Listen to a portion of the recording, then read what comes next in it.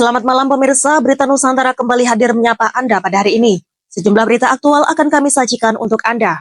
Bersama saya Indah Cahya, inilah Berita Nusantara selengkapnya.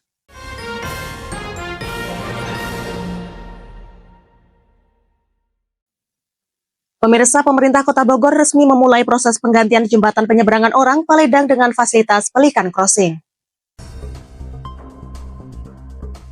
Pemerintah Kota Bogor resmi memulai proses penggantian jembatan penyeberangan orang JPO Paledang dengan fasilitas Pelikan Crossing. Langkah ini diambil sebagai upaya meningkatkan keselamatan dan kenyamanan bagi para pejalan kaki di kawasan tersebut. Wali Kota Bogor Dedi Arahim menjelaskan bahwa sejak awal kehadirannya, JPO Paledang telah menyisakan banyak persoalan, baik dari sisi konstruksi, keselamatan maupun aspek sosial.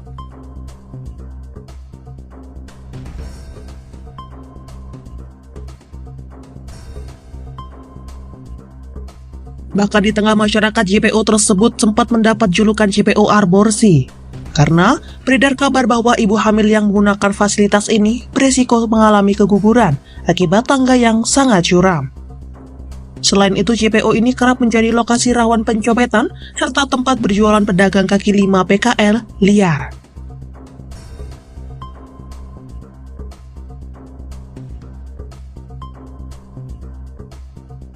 Sejak tahun 2023, Pemkot Bogor telah menginisiasi kajian teknis untuk mengganti JPO ini.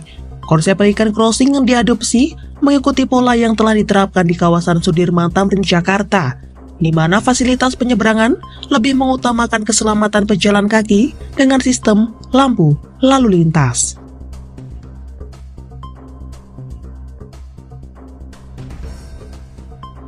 Demikian laporan, Java TV melaporkan.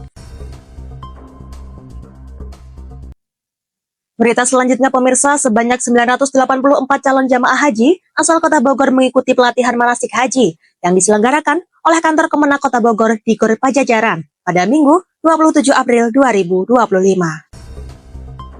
Sebanyak 984 calon jamaah haji asal Kota Bogor mengikuti pelatihan manasik haji yang diselenggarakan oleh kantor Kementerian Agama Kemenak Kota Bogor di Gor Pajajaran Jalan Pemuda pada Minggu 27 April 2025. Kegiatan ini dibuka secara resmi oleh Wali Kota Bogor Dedi Arahim didampingi Ketua MUI Kota Bogor, Kiai Haji TB Muhyiddin Kota Bogor.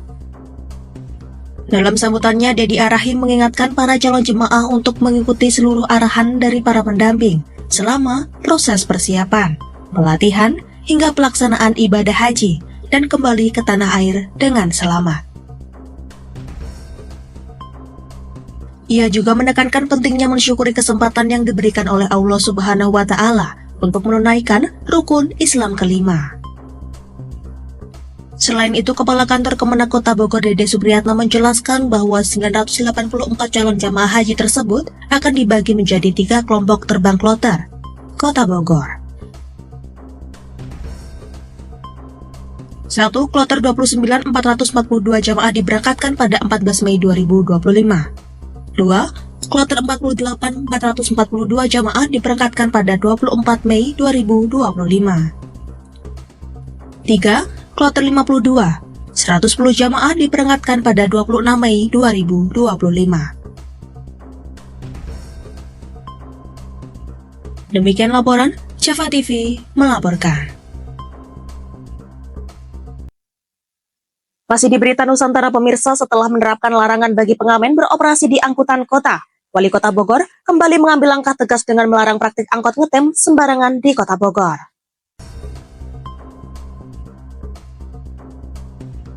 Setelah menerapkan larangan bagi pengamen beroperasi di angkutan kota, Wali Kota Bogor Dedi Arahim kembali mengambil langkah tegas dengan melarang praktik angkot ngetem sembarangan di Kota Bogor. Langkah ini diambil sebagai respons terhadap banyaknya aduan dari masyarakat terkait angkot yang ngetem, sehingga mengakibatkan kemacetan di daerah alun-alun Kota Bogor. Sejumlah lokasi yang menjadi fokus penertiban meliputi kawasan Pintu 1 Kebun Raya Bogor, area sekitar BTM, alun-alun, Empang, depan kantor PDAM dan Pasar Gembrong.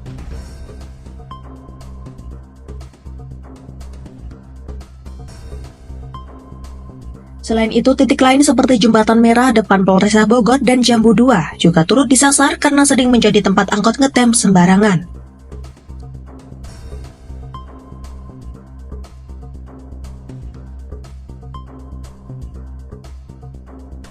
Sebelumnya, dalam upaya menertibkan lalu lintas, pemerintah Kota Bogor bersama jajaran Polresta Bogor Kota menggelar operasi angkot di sekitar alun-alun Kota Bogor dan Jembatan Merah, Jalan Kapten Muslihat, Kota Bogor pada Sabtu 5 April 2025. Demikian laporan, Java TV melaporkan.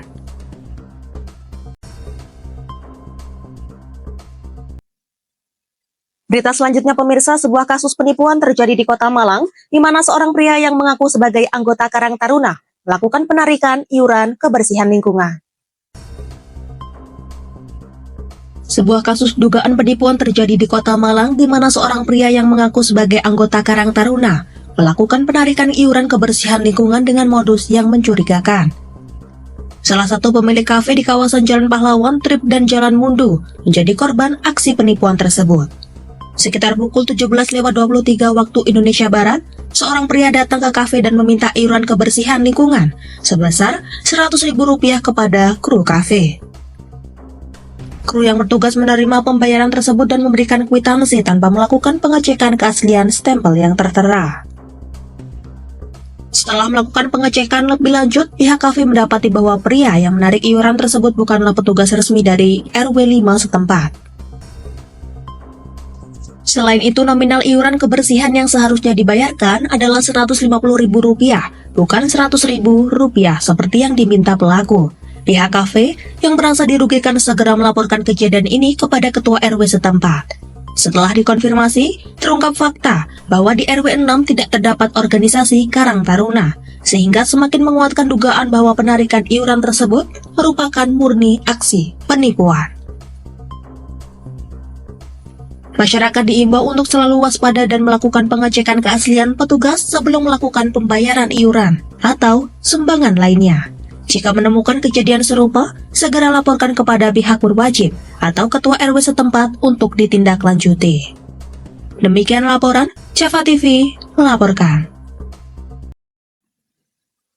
Masih di berita Nusantara pemirsa, 3 orang warga desa Kedung Adem, Bojonegoro menjadi korban pembacokan tetangga sendiri saat hendak melaksanakan sholat subuh di musola dekat rumahnya.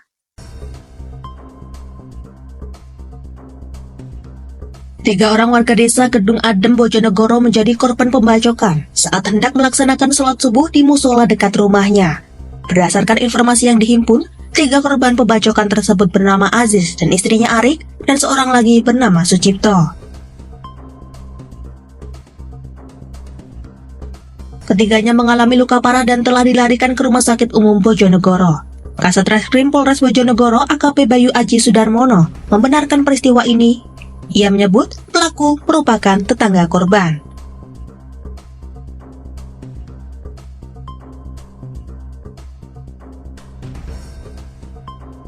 Bayu menambahkan TKP kejadian yakni di musola dekat rumah korban dan pelaku pada Selasa 28 April 2025.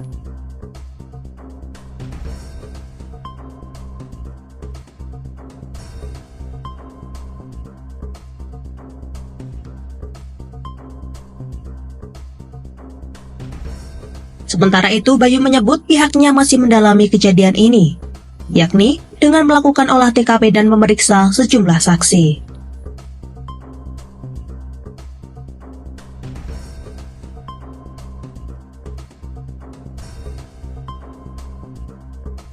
Demikian laporan, Java TV melaporkan.